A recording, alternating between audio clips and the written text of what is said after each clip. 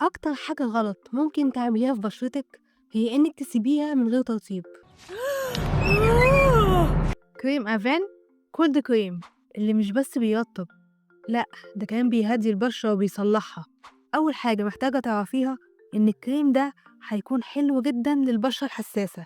لإن فيه مَيّة الأبار الحرارية من أفان اللي بتقلل الالتهاب والحساسية، وشمع العسل اللي بيرطّب البشرة من جوّه وبيحميها، ده غير الزيوت الطبيعية اللي بتغذي البشرة، وده بيخلّيه ممتاز جدًا لبعد الليزر كمان،